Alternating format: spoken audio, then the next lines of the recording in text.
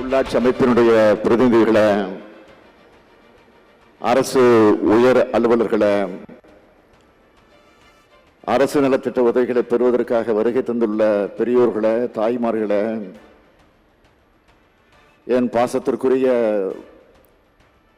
மகளிர் சுய உதவி குழுவை சார்ந்திருக்கக்கூடிய சகோதரிகளை, தாய்மார்களை,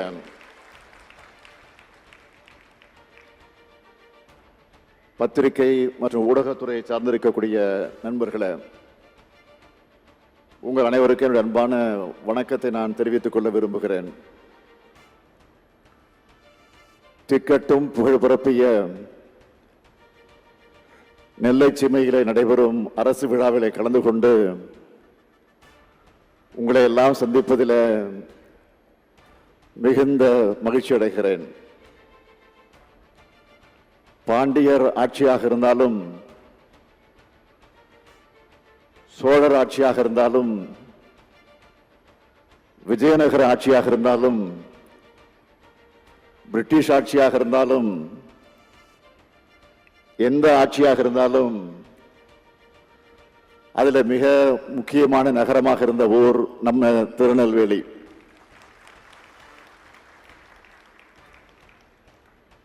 இந்தியாவே அடிமைப்பட்டு நெளிஞ்சிட்டு இருந்தப்போ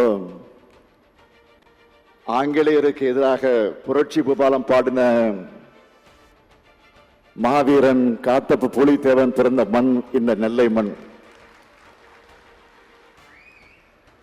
ஓராண்டு ஈராண்டு அல்ல, 17 ஆண்டுகள்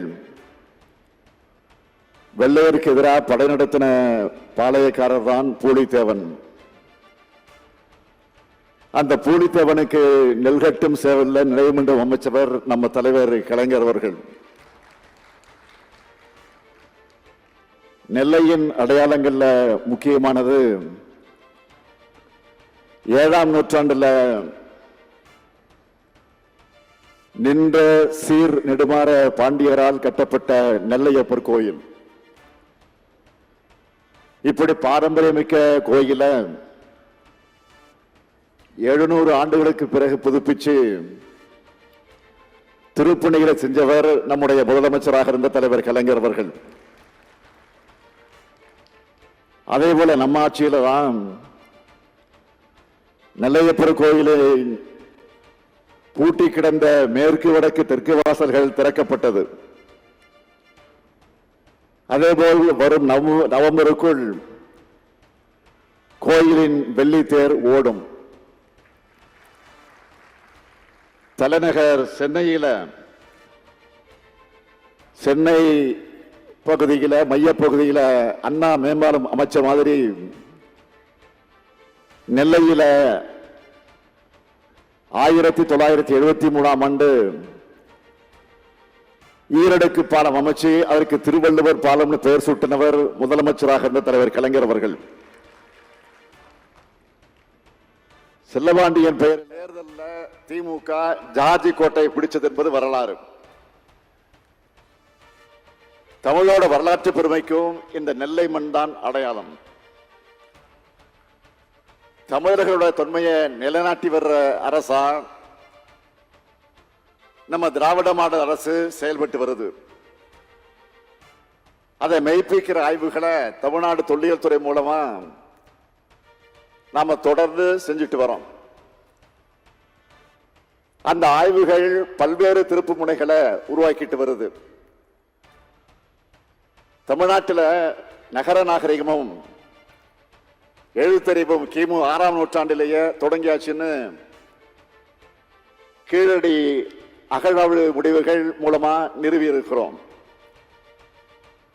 இரும்பின் தொன்மையானது 5300 ஆண்டுகளுக்கு முன்னால் அப்படிங்கிற வரலாற்றை சில வாரங்களுக்கு முன்ன நான் உலகத்துக்கே அறிவிச்சோம். இந்த மாவட்டத்தில் பொருணை ஆற்றங்கரையில 3500 ஆண்டுகளுக்கு முன்பே வேளாண் பயிர் தொழில நெல் பயிரிடப்பட்டிருக்குன்னு சிவகல அகழ்வாழ்வு முடிவில வெளிப்படுத்தி இருக்கிறோம். பொருணை அருங்காட்சியக பணிகளும் 33 கோடி ரூபாய் மதிப்பீட்டில் நடைபெற்று வருது. வர்ற ஏப்ரல் மாசத்துக்குள்ள பணிகள் முடிவு பெற இருக்கு. இப்படி தமிழர்களுடைய வரலாற்று பெருமைக்கு அடையாளமாகவும் வரலாற்று தொன்மையும் வீரமும் மிகுந்த நெல்லை மாவட்டத்தில் இந்த அரசு விழாவை எழுச்சியோடு இங்க வந்து அமர்ந்தவுடன் நம்முடைய நீர்வளத்துறை அமைச்சர் துரைமுருகன் அவர் சொன்னார்கள், என்னப்பா இது மாநாடு போல இருக்கிறது என்று சொன்னார். ஆக இதை பிரம்மாண்டமாக ஏற்பாடு செய்திருக்கக்கூடிய நகராட்சி நிர்வாகத்துறை அமைச்சர், இந்த மாவட்டத்துடைய பொறுப்பு அமைச்சர் மாண்புமிகு கே.என். நேரு அவர்களுக்கு என்னுடைய மனமார்ந்த நன்றியை நான் தெரிவிச்சுக்கிறேன். அமைச்சர் நேரு அவர்களை பொறுத்த வரைக்கும் எதையும் பிரம்மாண்டமாக நடத்தித்தான் அவருக்கு பழக்கம். சின்னதெல்லாம் சின்ன மாதிரி எல்லாம் அவருக்கு நடத்த தெரியாது, வராது. அதே போல எல்லா மாவட்டத்தையும் தன்னுடைய சொந்த மாவட்டமாக நினைக்கிற பரந்த உள்ளம் கொண்டவர் அமைச்சர் நேரு அவர்கள். திருச்சி மண்டலத்தை வளர்த்தெடுத்த அமைச்சர் நேருவுக்கு முதல்ல சேலம் மாவட்ட பொறுப்பை வழங்கணும். சேலத்தை சீர் செஞ்சார். அடுத்து நெல்லைய வழங்கின, நெல்லைய நேர் செஞ்சிருக்கிறார் நேரு. ஏராளமான திட்டங்களை உருவாக்கி அதுக்கான நிதிகளையும் பெற்று உரிய காலத்துக்கு முன்னதாக திட்டங்களை முடிச்சு காட்டி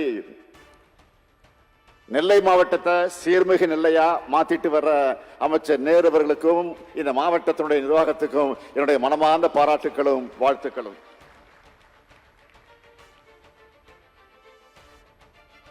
₹1371 கோடி மதிப்பிலான முடிவுற்ற பணிகளுக்கு தொடங்கி வைக்கக்கூடிய விழா. ₹309 கோடி மதிப்பிலான பல்வேறு புதிய திட்டப்பணிகளுக்கு அடிக்கல் நாட்டு விழா. பல்வேறு அரசு துறைகள் சார்பாக 75,151 பயனாளிகளுக்கு ₹167 கோடி மதிப்பிலான நலத்திட்ட உதவிகள் வழங்கக்கூடிய விழான்னு 30 விழாவா இதை ஏற்பாடு செய்யப்பட்டிருக்கு. இந்த நிகழ்ச்சியில மிக முக்கியமான உபரி நதிநீர் இணைப்பு திட்டமும் தொடங்கி வைக்கப்பட்டிருக்கு. தலைவர் கலைஞர் அவர்களால் அறிவிக்கப்பட்டு நம்முடைய மூத்த அமைச்சர் அண்ணன் துரைமுருகன் அவருடைய மேற்பார்வையில் தொடங்கப்பட்டு இன்று அவர் முன்னிலையிலே திறக்கப்பட்டிருக்கு. தாமிரபரணி, கருமணியாறு, நம்பியாறு உபரி நதிநீர் இணைப்பு திட்டம் மிக மிக முக்கியமான திட்டம். இது மூலமா தாமிரபரணி ஆற்றின் வெள்ள நீரை 75 கிலோமீட்டர் நீளத்துக்கு கால்வாய் மூலம் வறட்சி பணிகளான திசையன் விலை மற்றும் சாத்தான்குளத்துக்கு கொண்டு செல்ல இருக்கிறோம். இது ஒரு முன்னோடியான நதிநீர் இணைப்பு திட்டம். இதோட திட்ட மதிப்பு ₹1060,76,00,000. கடந்த 2 ஆண்டுகளா நடந்த சோதனை ஓட்டம் வெற்றி பெற்றதை தொடர்ந்து இன்னைக்கு இந்த திட்டம் தொடங்கி வைக்கப்பட்டிருக்கு.